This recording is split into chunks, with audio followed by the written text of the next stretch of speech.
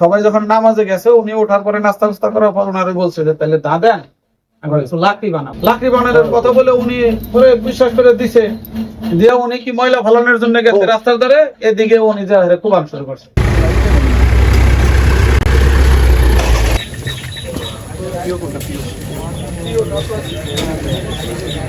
আমরা যে স্থানে দাঁড়িয়ে আছি, আমরা আসলে এখানে আজকে শুক্রবার দিন একটা অনাকাঙ্ক্ষিত ঘটনা ঘটেছে। এখানে আজকের যে ভিকটিম যে মারা গেছেন তার বাড়ি হচ্ছে গোলাপগঞ্জ উপজেলার ডাকাডুকিন ইউনিয়নের রায়গড় গ্রাম। অভিযুক্ত যিনি যে মারা গেছে তার আপন বাবা, তার বাবা মেয়েকে দা দিয়ে কোপায় হত্যা করেছে। তো এটা কারণ হিসেবে আমরা এখানে যেটা শুনেছি, মেয়েটা নাকি আন্ডার এজ অবস্থায় আজ থেকে 1 বছর আগে একটা ছেলের সাথে সম্পর্ক করে ছেলের সাথে পলায় গেছে।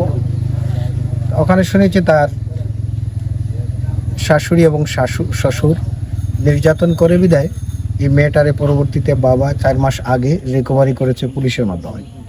রিকভারি করার পরে ওনার বাড়িতে নিয়ে যাওয়ার পরে ওনার ভাই আত্মীয় স্বজন ওরা বাসায় জায়গা দেয়।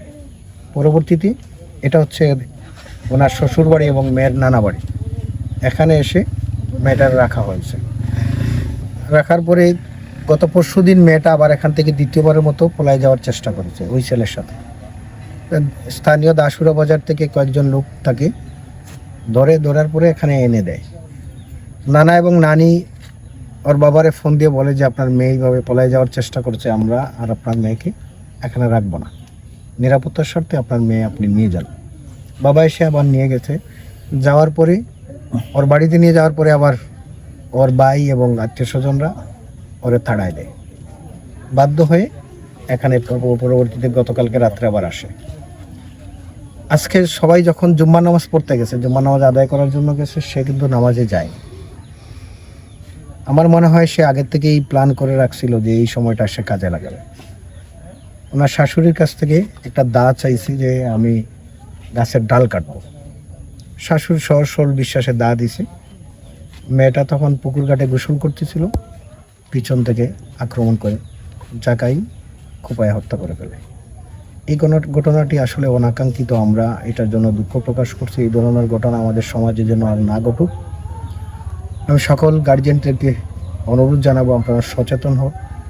আমরা এই সময় সামাজিক অবক্ষয় যেটা বলি সেটা চোখে দেখি না, আসলে এটার নাম হচ্ছে সামাজিক অবক্ষয়।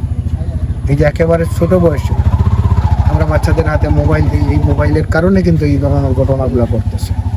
আমরা যদি সকল অভিভাবক সচেতন হই, মেয়েদের বিশেষ করে মেয়েদেরকে আমরা যদি মোবাইল ব্যবহার থেকে বিরত রাখতে পারি, এই ধরনের ঘটনা ঘটবে না।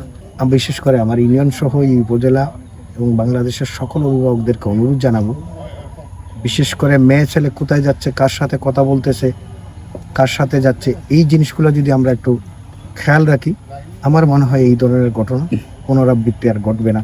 এই ধরনের ঘটনার থেকে আমরা বাঁচতে পারি। এই ঘটনার আইনি পদক্ষেপ এখানে আপনি বুঝতে পারতেছেন। মেয়েটার বাড়ি যখন গোলাপগঞ্জ উপজেলায়, মেয়েটার বাড়ি অভিযুক্ত যাকে আমরা বাবাকে অভিযুক্ত করতেছি তার বাড়িও গোলাপগঞ্জে।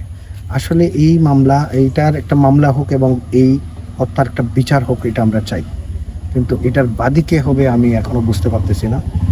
আমি যেই হোক আমি বলবো যে এটার একটা মামলা হোক এবং একটা বিচার হোক, তার বাবাকে আইনের আওতায় নিয়ে সর্বোচ্চ শাস্তি হোক।